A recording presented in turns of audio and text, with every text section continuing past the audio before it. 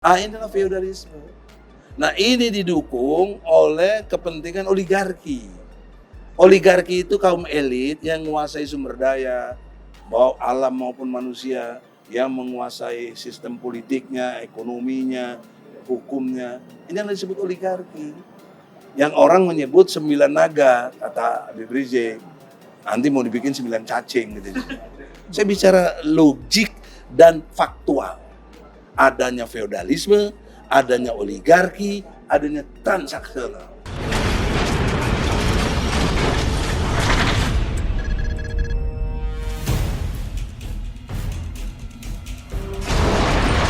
Assalamualaikum warahmatullahi wabarakatuh.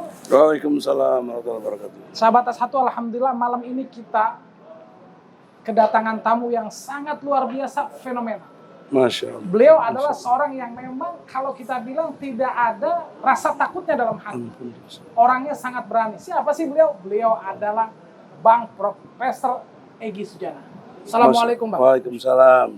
Gus Farid yang dimuliakan Allah. Amin ya Rab. WD Bang, Warid Bang. Warid. Warid. Bang, tadi kan sahabat A1 ini mesti tahu, Abang ini jadi orang terlalu berani dan terlalu silent. Apa kira-kira tuh Bang kiatnya? Kiatnya itu ilmu tauhid. Ilmu tauhid. Yang ngajarin saya sejak awal waktu tahun 1979. 1979. Namanya Bang Tony Ardi. Bang Dia Tony. tokoh HMI yang luar biasa saat itu. Dia kasih jargon waktu itu Allahu Akbar. Allah. Artinya apa? Allah Maha Besar. Artinya presiden kecil. Ya, La haula wala quwata illa billah. menteri kecil, gubernur lebih kecil lagi. Apalagi diri kita. Tapi bandingannya Allah, bukan kita. Jadi pelajaran ilmu tauhid yang kurang lebih semenit itu, memahami Allahu Akbar itu adalah Allah Maha Besar, yang lain kecil. Nah, itu saya dapati dari Bang Tony Ardi. Oh. Kemudian treatment berikutnya saya kenal baik dengan Bang Hariman Siregar. Hariman Siregar. Tokoh demonstran yang luar biasa, legendaris. Sejak tahun 1974 ada malari kan. Nah, saya banyak bergaul dengan beliau, juga menjadi tokoh demonstran yang luar biasa. Dan saya pernah dijuluki Raja Demo oleh koran Pos Kota waktu itu. Baik. Kemudian dalam konteks kelembagaan saya belajar dengan almarhum Adi Sassono. Almarhum. Nah, sehingga saya kerja juga di Sides. Waktu itu bagian dari ITSMI. Jadi kemudian berikutnya lagi saya bergaul dengan Habib Rizik. Allah. Saya membela dia, saya jadi lawyernya. Jadi akumulasi dari 3 atau 4 orang yang berpengaruh buat perkembangan kejiwaan saya, maka tidak bermaksud merasa hebat. Nggak boleh ada yang ditakuti selain Allah. Nggak boleh. Karena itu jadi musyrik. Ya. Yang kedua, dalilnya adalah kita lihat surat Ali Imran ayat 149, 150, 151. Itu dalil. Dalil. Yang membuat kita harus berani. Balillahumma maulakum wa huwa khairun nasirin. Nah, itu kata Ali Imran tuh 150. Jadi kita harus yakin bahwa Allah pelindung dan penolong terbaik. Terbaik. Nah, kalau kita nggak yakin dengan ini, pasti penakut. Udah pasti logikanya. Karena di ayat 151-nya, kalau kamu berani, orang kafir takut. Non muslim kali Bang. Atau non muslim. Dia halus dikit Bang. Alis dikit. Serem banget kalau Bang kayak gini memang Masya Allah. Karena bahasa Quran ini kafir di situ. Berarti apa yang mendasari keberanian itu ayat Quran tadi ya? Ayat Quran dan ilmu tauhid tadi. Serta sejarah orang-orang yang pantas dihormati. Oke, berarti faktor lingkungan itu mendukung. Oh, sangat. Kalau ente gaul sama tukang ikan, ya bawa ikan misalnya. Baik. Sama yang suka jual minyak wangi jadi wangi. Kurang lebih begitu. Sederhana aja. Apa dapat ini gak Bang? Tekanan-tekanan sendiri. Oh, bukan tekanan lagi, di penjara aja pernah. Jadi Ya, dari zaman Soeharto pernah di Keramat 5 Laksos tuh. Pernah kita. Jadi Gara-gara abang ke penjara dari zaman Ajas Tunggal Pancasila. Padahal saya nggak menentang Pancasila. Saya ketua HMI. Dipaksa ganti ajasnya Islam, HMI, pasal 4 ADART-nya diganti dengan Pancasila. Saya melawan. Saya bilang, jangankan azas, Gus Warid, saya ganti nama botol, mau nggak? nggak mau dong. Nggak mau, itu baru nama, apalagi azas. Iya. Janganlah, karena Islam dan Pancasila tidak bertabrakan. Dia berkesesuaian. Islam dan Pancasila tidak bertabrakan. Tidak berkesesuaian. Coba sebut sila berapa yang salah dengan Islam? Nggak ada. Ketuhanan yang Maha Esa, kemanusiaan yang adil dan beradab, persatuan Indonesia, kerakyatan yang dipimpin oleh hikmah kebijaksanaan dalam permusyawaratan perwakilan, keadilan sosial bagi seluruh Indonesia. Ini Pancasila. Mana yang bertentangan dengan Islam? Nggak ada. Dan Islam mengajarkan 5 sila ini gitu. Berarti NKRI tetap harga mati nih Bang. Iya, harga mati dalam arti perspektif penjabarannya dengan nilai-nilai Islam. Saya kasih secara klausul intelektual, Pancasila bila tidak diterangkan dalam perspektif Islam, nggak mati dia. Dia ideologi yang belum selesai. Ideologi itu syaratnya ada 6. Satu, dia merupakan satu pandangan hidup. Harus pandangan hidup. Berupa ajaran. Jadi pandangan itu berupa ajaran. Ajaran itu bisa berupa hasil pemikiran, bisa dari wahyu. Gitu. Kemudian dia untuk mengatur segi-segi masyarakat. Apa segi masyarakat? Sampai perkawinan, sampai ente disunat, sampai namanya pandangan hidup. Pandangan hidup. Nggak boleh dalam kita hidup tidak sesuai yang kita jadikan pandangan. Dan kemudian diatur dalam satu sistem berikut aturan operasionalnya. Nah itulah ideologi. Nah, jadi Pancasila belum lengkap sebagai ideologi. Karena dia tidak punya aturan operasionalnya. Dan Pancasila tidak punya contoh teladan. Siapa? Lu mau sebut siapa Pancasila? Soeharto, Soekarno. Nggak ada.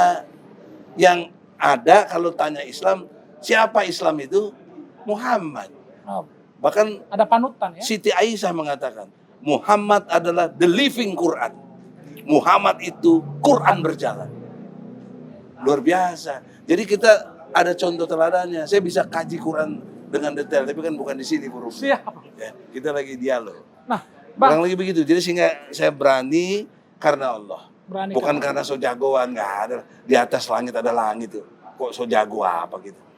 Nama Abang tuh mulai terkenal ketika Abang menangani kasus rekening gendut. Oh gitu. Rekening gendut capek? Aduh, saya nggak. Enggak, saya belain ini Budi Gunawan. Iya. Bukan rekening gendut. Oh, waktu itu Budi Gunawan ini sudah resmi diajukan oleh Presiden menjadi Kapolri. Jadi Kapolri. Sedang dibicarakan di DPR. Dan DPR sudah merekomendasi. Tiba-tiba KPK membuat jadi tersangka. Okay. Nah, di situ. Tapi sahabat saya Pak Riki Sitoang itu menangani di pra-peradilan sama Magdir Ismail. Saya khusus di KPK. Okay. Nah, disitulah yang sekarang lagi ramai juga dibicarakan, tapi saya malas sudah. Ya, karena yang benar udahlah. Pak Riki benar, saya benar, Rasman sisi lain benar, sudut pandangnya aja kita lihat. Semuanya punya versi benar. Punya versi yang benar. Ketika Abang nangani kasus seperti itu, tekanannya luar biasa.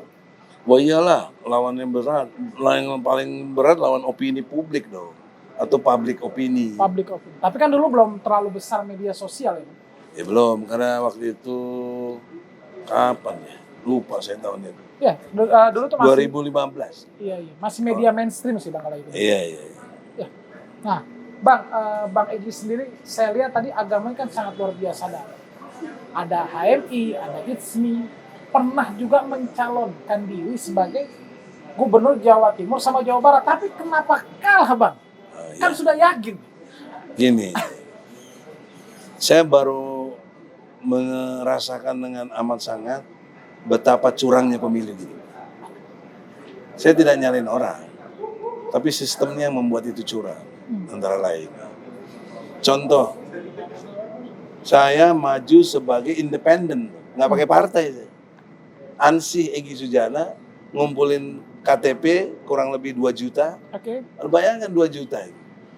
Nggak gampang. Di Jawa Timur, ya, yang penuh dengan banyak kiai, banyak ajengan dan lain sebagainya lah, yang sangat tidak mungkin lah melawan tradisi itu. Tapi saya bisa resmi calon gubernur. Oke. Nah, itu pertama. Yang kedua, karena saya tidak ada jaringan partai, individu, ya tentu waktu itu lawan saya Pak Karwo ya. Pak Dekarwo. Pak Dekarwo sama juga Khofifah. Khofifah. Nah, itu tentu Karwo itu waktu itu independen. Bukan independen, apa? Demokrat. Incumbent dari Demokrat. Yang pejabat sedang menjabat. Punya anggaran, punya apa. Saya apa anggarannya? Saya sendiri, mandiri. Ya, bantu teman-teman yang bantu, ya, yang satu pemikiran. Jadi kalau kata dibilang anak kalah, bisa, saya nggak menafikan, nggak retorika, kalah saya. Tapi kalah dalam konteks sistem tadi, bagaimana saya bisa menang lawan partai yang jaringannya begitu? Bagaimana saya bisa lawan incumbent itu yang udah ajak dan punya infrastruktur yang luar biasa? Berarti tetap partai itu dibutuhkan. Dari sudut itu boleh dibilang. Tapi dari sudut pendobrakan situasi dan buat sejarah, saya menang. Sampai hari ini tidak ada yang bisa mewakili seperti saya. Gubernur independen Jawa Timur. Nggak bisa, bos. KTP-nya harus 2 juta. Nggak bisa. Abang nyalon di Jawa Timur, aslinya memang Bang Egy ini orang mana sih? Menurut riwayat dari ibu saya, itu kan ibu saya Sumedang. Oh, Sumedang. Ada kaitan dengan Prabu Siliwangi katanya. Dan ada dengan Brawijaya V. Nah, di Mojokerto sana, kerajaan gitu, cerita leluhur. Tapi berarti pertemuan antara Jawa Timur dan Jawa Barat. iya begitu. Makanya abang Jawa Timur tidak lolos, pindahlah ke Jawa Barat. Nggak lolos juga, Bang. Bukan pindah. Bukan pindah. Tapi saya berikhtiar untuk membuktikan sistem independen itu bisa diterima gitu. Berat juga di Jawa Barat. Jumlah penduduknya nggak jauh beda dengan Jawa Timur, bahkan lebih banyak yang istilahnya. Saya belum sampai bertarung. Oke. Jadi sebelum bertarung saya ngundurkan diri. Saya tahu diri, ya, karena dengan kondisi objektif yang saya miliki, nggak mungkin saya bertarung. Mengingat pengalaman saya di Jawa Timur juga. Jadi saya ngundurkan diri dan belum sempat bertarung. Kalau Jawa Timur saya sempat bertarung. Ada pesuara juga, 1,5 jutaan sih dapat suara. Itu bisa jadi DPD tuh, Bang, 1,5 juta. Oh, bahkan lebih lagi bisa. DPR 5 kursi bisa saya dapat. Tapi ya itu satu fakta, saya bisa ukur diri gitu. Kalau personal, misalnya Karwo sama-sama independen, belum tentu dia bisa menang. Siapa deh? Nah, Bang, abang di politik udah luar biasa. Kalau saya lihat nih tidak harmonis dengan pemerintah yang berjalan. Sepertinya ada aja tuh pemerintah salah dalam segi mata abang. Oh tidak. Padahal kan pemerintah mestinya kita dukung, bukan dihantam, Bang. Keliru. Keliru ya? Pemahaman itu keliru. Baik. Saya menganut aswaja. Aswaja. Ahlu sunnah wal jamaah. Saya sama dengan Habib Rizik, Habib Bahar Smith, dan teman-teman perjuangan lainnya. Aswaja. Aswaja. Punya satu pakem, nggak boleh melawan pemerintahan yang sah. Nggak boleh. Tetapi ketika pemerintahan yang sah itu berlaku zolim, berlaku tidak benar, menindas rakyat, kita boleh kritik. Sebatas kritik? Sebatas, ini juga kritik saya. Saya nggak pernah bikin gerakan yang tidak kritik. Kalau abang bilang kritik, tapi di 2019, abang memanaskan suasana suhu politik. Abang seakan-akan melakukan the people power. Sampai abang tuh masuk ke dalam. Kenapa, Bang? Kan pemerintah sudah sah, yang menang kubu ini. Apa juga kan, abang apakah punya kepentingan? Kan abang oh tidak, gini. Pada waktu itu saya lawyernya Prabowo. Oke. Melalui BPN. Badan Pemenangan Nasional. Waktu itu saya di bawah divisinya Dasko, yang sekarang Wakil Ketua DPR. Nah, itu saya sebagai lawyer harus membantu klien saya dong, namanya Prabowo. Nah, saya sudah ikhtiar ke KPU, saya sudah ikhtiar ke Bawaslu, di-ignore. Nggak ada tanggapan yang serius untuk perubahan-perubahan yang saya sampaikan. Bahkan demo besar ke mereka, ditembakin demo, susah. 9 orang mati. 9 orang mati. Saya nggak dengar saya itu mah. Ya, mungkin itu setan budak juga nggak dengar. Saya ziarah soalnya Iya. lagi umroh saya Bang. Mantap. Ramadan itu kalau nggak salah. Ya, oke. Jadi itu fakta ya. Jadi saya ngomong di depan rumah Prabowo pada waktu itu 2019 tanggal 19 April, saya ingat sekali itu. Saudara-saudara, ada videonya itu. Kita sudah lihat semuanya. Kecurangan seperti yang kita saksikan di depan mata. Jadi kata kuncinya ada kecurangan. Jadi barangkali ini ada hikmahnya untuk bisa Prabowo bisa dicepat lantik seketika. Nah, bila ada people power. Karena cara-cara biasa udah nggak didengar. Nah, di sini pengertiannya. People power sekarang kita juga jadikan channel ini, people power channel.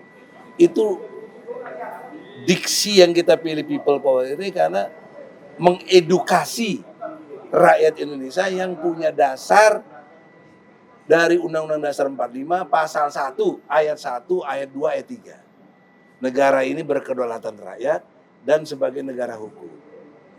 Itu kata kuncinya. Jadi kita namakan people power untuk mengingat masa-masa lalu saya juga bahwa ini pekerjaan yang sah secara undang-undang. Ini kritik, tapi saya dijolimi dengan bahasa saya dianggap makar. Nah, saya jawab waktu itu, kalau makan roti bakar ku suka. Gitu. Iya. Terus, wah ini kategori menggulingkan pemerintahan yang sah. Kalau kambing guling ku suka. Menggulingkan nggak suka? Ya enggak suka, kalau mana enggak ada. Karena kita kan aswa aja. Mengkritik, apa hebatnya saya juga? Saya merasa tahu diri. Apa hebatnya? Apa bisa saya ngerakin rakyat segitu banyak? Ya nggak bisa lah. Tapi saya akan bisa kalau didukung oleh realitas yang memang sama merasakan adanya kezoliman, gitu loh. Jadi saya lontarkan itu untuk daya tarik bagaimana ada gerakan untuk merubah keadaan ini. Dan itu nggak jauh beda dengan 98 waktu Soeharto. Tapi Soeharto tahu diri. Di sini saya sedikit hormat dengan Soeharto. Dia tahu diri. Dia mengundurkan diri. Mahasiswa dan lain sebagainya jangan GR. Dia tidak dijatuhkan mahasiswa. Dia mengundurkan diri. Tapi kan mahasiswa demo, Bang. Demo triggernya. Seperti saya juga men-trigger supaya ada people power. Pada tahun 98 dia disambut. Kenapa bisa disambut dan menang? Karena Soehartonya tahu diri. Nah saya enggak. Saya minta ini enggak disambut, malah saya dipenjara. Kenapa? Karena rejimnya enggak tahu diri gitu loh. Itu yang harus digarisbawahi. Baik Bang Prof. Nah, Bang Prof, itu kan tadi people power. Ya. Nah sekarang kan sudah damai nih. Kubu 1 sama kubu 2 sudah menikah sehingga negara berjalan dengan baik. Apa Abang nggak mau mendukung ini biar kedepannya lebih baik? Saya mendukung dalam sistem. Saya ikut pemilu. Partai saya sekarang Partai Pemersatu Bangsa. Insya Allah tanggal 14 ini saya daftarkan. Ini beneran Bang? Bener, artinya saya mendukung sistem dong. Oh iya, Partai Pemersatu Bangsa? Iya, PPB. Ketua umumnya? Egy Sujana. Oh. Anda lihat Google aja kalau nggak percaya. Siap. Waktu diresmikan sebagai partai yang berlandaskan atau punya background hukumnya disahkan oleh Menkumham, itu saya nomor 72. Nah, kemudian Sipol, saya nomor 18. Nah, nanti tanggal 14 saya mau mendaftar. Jadi semua tahapan-tahapan yang ditetapkan oleh undang-undang, yang oleh pemerintah dan DPR, saya ikuti. Itu bukti saya ikut serta. Walaupun saya belum yakin ada pemilu. Tapi Sallallahu alaihi wasallam. ya iya, tapi sebagai ikhtiar Pemilu 5 untuk tahun sekali, Bang. iya 5 tahun. Ya kan bisa aja karena ada orang yang tidak menghendaki pemilu. Apa alasannya? Saya udah ngomong waktu jumpa sahabat saya bahkan adik saya Anies Baswedan. Banyak orang yang nggak mau ikut pemilu, bro. Saya Adinda. Kenapa? Karena takut ente menang kalau pemilu. Jadi dibikinlah strategi jangan ada pemilu. Nah, saya melakukan kontra intelijennya dengan cara sesuai konstitusi. Mesti ada pemilu gitu loh. Baik. Walaupun saya senang juga kalau nggak ada pemilu. Karena pemilu juga saya belum tentu menang, susah. Ya, Bahkan mesti nyogok-nyogok lagi. Allah. Misalnya anggota DPR, ini mari kita jujur. Kalau nggak ada 10 miliar sampai 20 miliar, jangan mimpi jadi anggota DPR. Nggak bisa. Tapi Bamsud sendiri udah ngomong tuh, ketua MPR. Beli partai 1 triliun. Itu semua kita, kalau mau kritik, ini kritik. Saya tidak menggerakkan orang untuk yang nggak benar. Saya, pemikiran saya begitu. Kita ini 3 hal besar, brother. 3 hal besar. 1 feodalisme, 2 oligarki, 3 transaksional. Nah, ini yang berlaku sekarang. Dan ini penyakit partai politik. Orang terjebak kepada feodalisme. Mana ada yang berani lawan ketua umum? Ya. Atau pembina? Coba sebut. PDIP, berani lawan Megawati? Ya nggak berani lah. Itu kan ibu dan anak, Bang. Iya. Samina wa ata'na. Demokrat, siapa yang berani lawan SBY? Bicara Demokrat, Abang kalau nggak salah bekas orangnya Demokrat. Enggak. Pernah jadi biru, kan? Enggak pernah. Saya PAN pernah. Oh, PAN. Enggak, saya pernah baca di Google tuh katanya Abang. Enggak, PAN. Enggak ya? PAN. Oh, baik. Birunya itu PAN. Itu siapa yang bisa lawan dulu Amin Rais? Sekarang Besaan yang lawan itu. Udah nggak besan. Nah, makanya saya keluar aja. Iya. Itu feodalnya itu kelihatan. Oke. Nasdem siapa yang berani lawan Surya Paloh? Sikat habis. Inilah feodalisme. Nah, ini didukung oleh kepentingan oligarki. Oligarki itu kaum elit yang menguasai sumber daya, baik alam maupun manusia, yang menguasai sistem politiknya, ekonominya, hukumnya. Ini yang disebut oligarki. Yang orang menyebut 9 naga, kata Habib Rizik. Nanti mau dibikin 9 cacing gitu. Nah, inilah fungsi persoalan serius bangsa kita. Feodalisme didukung oligarki dan transaksional. Transaksional gini, ente mau calon apa ya? Mau jadi apa? misalkan. RI. Berapa lu punya duit? Wani Piro. Itu transaksional. Tadi anggota DPR 10 sampai 20. Bupati minimal 50 M. Oh. Gubernur saya aja dulu habis 68 M. Tapi saya punya jaringan sendiri, nggak minta uang dari pemerintah, orang saya independen. Nah, saya dengar kurang lebih 300 M minimal. Itu untuk gubernur. Ini kan transaksional. Dan sekarang didukung oleh MK. Kenapa? Nggak mau 0%. Tapi kalau 0% kan banyak calon, Bang. Nggak apa-apa. Anda tahu nggak Amerika? Yang sekarang didambakan sebagai satu contoh negara demokrasi. Itu lebih dari 1.200 calon di tingkat awal. Jangan lihat 2 terakhirnya, Demokrat Republik. Ya. Tapi di tingkat bawahnya itu, kalau istilahnya tingkat kelurahan, kecamatan semua, itu ada 1.200 lebih yang calon. Kemudian 79, Iran setelah revolusi, 1.000 calon.